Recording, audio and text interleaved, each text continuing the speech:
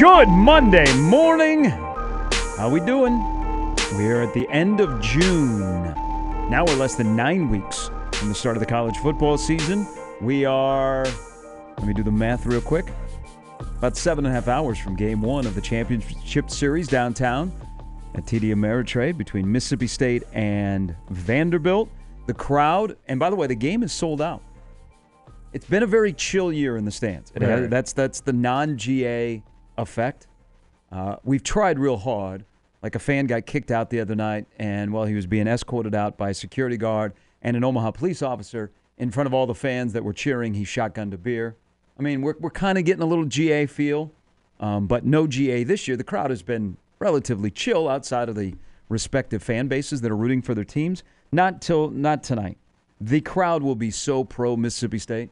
This will be a Vanderbilt. Vanderbilt's playing the championship series as the road team. There are a lot of Mississippi State fans that are in town. There were a group of them that were camping outside of the ticket office last night.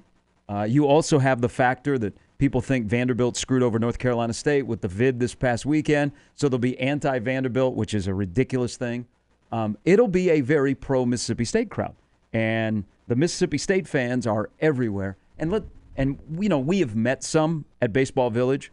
Our friend Patty, who is still in town and is bombarding George and I with emails of information. And I wonder, for her health, if Mississippi State wins their first national title ever, how she's going to celebrate. Is she going to make it back to the state of Mississippi? Patty's going to be shotgunning beers. What do they say? We're supposed to be neutral. But when it comes to the College World Series, when you live in this town and you want the best games, you want the best atmosphere, you want the best fans, you want the best food, we have our certain teams. And also teams that will travel well to take care of our brothers and sisters that benefit off the College World Series. Mm-hmm. Mississippi State fans might be some of the nicest people in America. Seriously. They are everywhere, and they are here, they party. Their goal is to drink the city of Omaha out of beer, but they are the nicest friggin' people. I mean, they are quick to have a conversation with you. They walk around the stadium taking pictures. I mean, they love it here. But they are downright some of the nicest fan base I've ever met. Like the other night, was walking out after Mississippi State walked off against Texas. And there was a guy from the state of Mississippi, and he had his little, I think he was 5 years old, that was outside of the ballpark. And they were on one of those selfie spots taking a picture. He was taking a picture of his son with the stadium in the background. And said, "Do you want us to take your picture?" And so we took his picture with his son, and then for the next 25 minutes, George, I kid you not, we sat there and talked. And he said, "I'm a big Mississippi State fan." He's got a big, deep Mississippi accent. Yeah.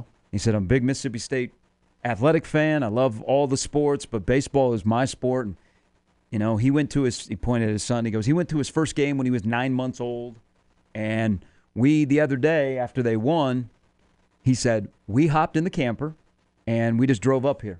And so we're camping out at a state park. He didn't say which one. He goes, we go fishing during the day, and we go to the ball games at night.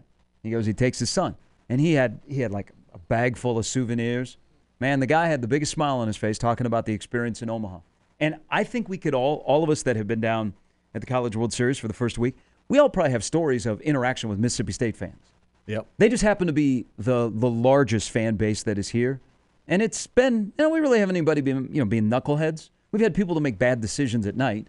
They put the goggles on, and who knows where they're going home with. And, 9-10 months later, you don't know what's coming to you. That happens in Omaha, even at the DoubleTree. But Mississippi State fans, they are going to be out in force tonight, and it will be a pro-Mississippi State crowd. It's such a contrasting style, kind of the way they play and their fan bases. Like Mississippi State, to me, is the guy that chugs beer out of his boot that forgot to put sleeves on his shirt, and they love their baseball. Yeah. Love their baseball, love their university. Vanderbilt, which is the defending national champions and one of the best baseball programs in all of college baseball, they're more, to me, they have the feel of the nice pressed shirt, long sleeve, look real good. That's kind of the matchup tonight. There is more to that. Eric Sorensen will join us at 1 o'clock with his thoughts and the thoughts on the weekend. By the way, big hat tip. Eric Sorensen, along with Aaron Fitt and Kendall Rogers, they are, and there are very few outlets that cover college baseball on a national basis. D1Baseball.com does it better than anybody else. And if you saw Kendall's story on the timeline of the way the North Carolina State situation unfolded from the beginning of the week to North Carolina State flying home on Saturday, go to D1Baseball.com. It is a paid site, but he has that story for free. It is a great piece of journalism. That why is someone that covers college baseball and loves college baseball like Kendall Rogers doing a better job explaining what happened in the NCAA?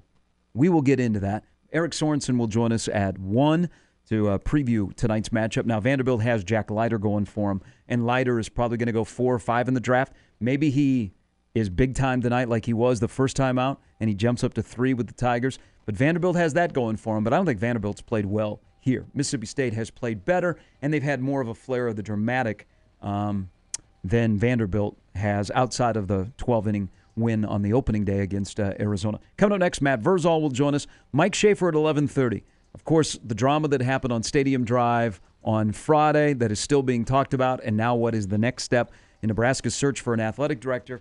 And how about this? And there are names that are out there. Ed Stewart's name is prominently out there and being discussed. And if you look at Ed's credentials, he might be overqualified. But these are the last 4 athletic directors at Nebraska.